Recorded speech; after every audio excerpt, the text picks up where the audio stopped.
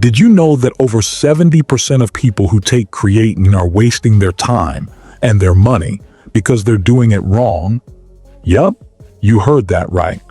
Creatine is one of the most researched and effective supplements out there, but if you're not taking it the right way, you might as well be flushing it down the drain. Welcome back to the channel. Today, we're diving deep into the do's and don'ts of creatine supplementation. Whether you're a gym newbie or a seasoned athlete, this video is for you.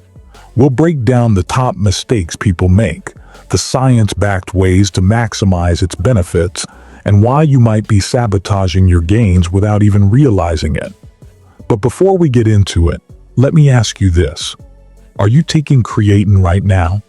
If so, are you sure you're doing it correctly? Stick around because by the end of this video, you'll know exactly how to optimize your creatine intake for maximum results. So, if you're ready to stop wasting your time and start seeing real results, smash that like button, hit subscribe, and let's get into it. Let's start with the biggest mistake, skipping the loading phase. Many people think they can just take a small dose of creatine every day and see results. But here's the truth. Your muscles need to be saturated with creatine to feel the full effects. The science says, take 20 grams of creatine daily, split into 4 doses for 5-7 days to load up. After that, you can drop to a maintenance dose of 3-5 grams per day. If you skip this step, it could take weeks to see any benefit. Now, I know what you're thinking. Won't loading creatine damage my kidneys? That's a common myth, and we'll debunk it later in the video. But for now, trust the science. Loading is the fastest way to saturate your muscles and start seeing results.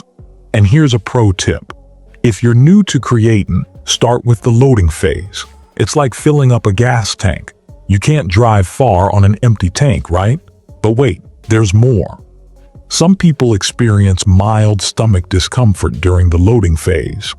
If that happens to you, try splitting your doses into smaller amounts throughout the day or taking it with meals. This can help reduce any bloating or cramping. Next up, not all creatine is created equal. Walk into any supplement store and you'll see a dozen different types. Creatine HCl, creatine ethyl ester, buffered creatine. The list goes on. But here's the deal. Creatine monohydrate is the gold standard. It's the most researched, most effective, and cheapest form of creatine out there. Don't fall for fancy marketing gimmicks. Stick with what works. And hey, if it's good enough for Olympic athletes, it's good enough for you, right? Now you might be wondering, what about all those other types? Well, let me break it down for you.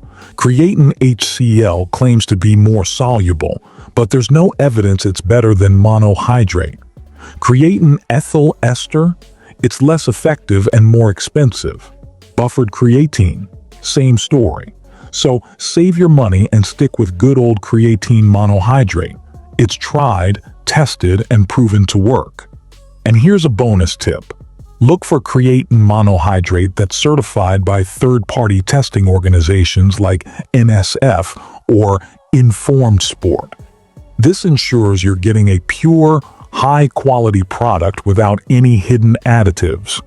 Here's a mistake that could leave you feeling like a dried-up raisin, not drinking enough water. Creatine pulls water into your muscles, which is great for strength and size. But if you're dehydrated, you're setting yourself up for cramps, bloating, and even kidney stress. The fix: drink at least 3-4 liters of water daily when taking creatine. And no, chugging a gallon before bed doesn't count. Spread it out throughout the day to keep your body happy and hydrated. Now, I know some of you might be thinking, but what if I'm already drinking a lot of water? Well, here's the thing. Creatine increases your body's water needs. So, even if you're usually good about staying hydrated, you'll need to up your intake when you're supplementing with creatine. And here's a bonus tip. If you're feeling bloated, it's probably because you're not drinking enough water. Counterintuitive, right? But trust me, Staying hydrated will help reduce that bloated feeling. Also, keep in mind that caffeine and alcohol can dehydrate you. So if you're a coffee lover or enjoy the occasional drink, make sure to compensate with extra water. Timing matters, folks. Some people take creatine right before their workout, others right after, and some just whenever they remember. So what's the best time? Research shows it doesn't matter when you take it, as long as you're consistent. But here's a pro tip. Pair it with carbs and protein post-workout to enhance absorption. So toss it in your shake and call it a day. Now I know some of you might be wondering, what about taking it before my workout for an energy boost? Well, here's the thing. Creatine doesn't work like caffeine. It's not an instant energy booster. It works by increasing your muscles' energy stores over time. So timing isn't as critical as consistency. And here's another tip. If you're someone who forgets to take supplements, set a daily reminder on your phone. Consistency is key when it comes to creatine, so find a routine that works for you and stick to it. Here's something many people overlook. Your diet plays a huge role in how effective creatine is. If you're not eating enough protein or carbs, you're not giving your muscles the fuel they need to grow. Make sure you're consuming a balanced diet with plenty of lean protein, complex carbs, and healthy fats. This will not only enhance the effects of creatine, but also support your overall fitness goals. All right, let's recap.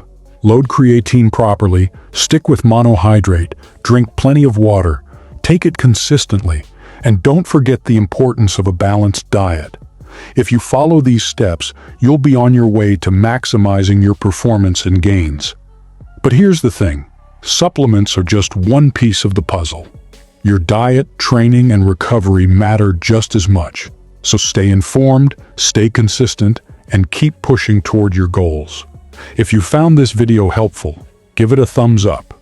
Drop a comment below with your biggest takeaway, and don't forget to subscribe for more tips like these.